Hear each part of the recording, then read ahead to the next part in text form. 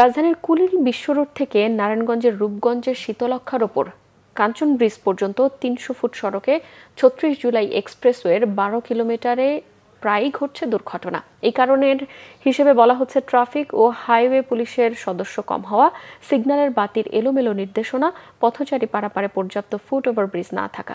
প্রতিনিধি খলিল শিকদারের পাঠানো তথ্যছবিতে প্রতিবেদন।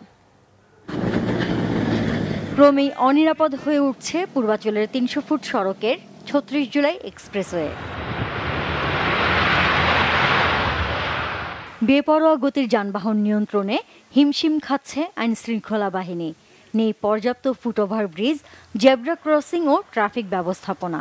দ্রুত ট্রাফিক আইনের যে ট্রাফিক পুলিশের বক্স থাকা দরকার, এটা দ্রুত যাতে এই জায়গায় বসানো হয়। কুড়িল থেকে কাঞ্চন পর্যন্ত কোনো ট্রাফিক সিগন্যাল নাই, তাই আমরা নিজের মতো ইচ্ছা করে গাড়ি চালাই। ওভার স্পিডের কারণে প্রতিনিয়ত দুর্ঘটনা ঘটতেছে। 2 ঘন্টা ব্যবধানে একবারে ধুমরামুক্ত হয়ে গেছে। এখানে প্রতিনিয়ত প্রাণহানি হচ্ছে, সেই হিসাবে এখানে ট্রাফিক সিগন্যালটা সক্রিয় হতে হবে। যানবাহনের গতি নিয়ন্ত্রণে রাখতে চেকপোস্ট বসিয়ে আইন ভঙ্গকারীদের বিরুদ্ধে জরিমানা ও মামলা দেয়া হলেও তেমন কাজ হচ্ছে না। কবলিত হয়েছে তাদের ছবি এবং মোটরসাইকেল দুর্ঘটনা মোটরসাইকেলের ছবি সহ আমরা ক্যাম্পিং করতেছি পোস্টারিং এর মাধ্যমে।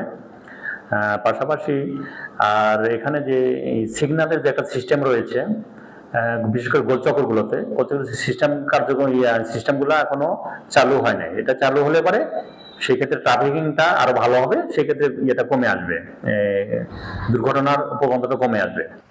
সড়কটির গুরুত্বপূর্ণ পয়েন্টে ওভারব্রিজ নির্মাণ, জেব্রা ক্রসিং চিহ্নিতকরণ ও পুলিশ বক্স বসালে অবস্থার কিছুটা উন্নতি হতে পারে বলছেন স্থানীয়রা। Bangla vision news desk.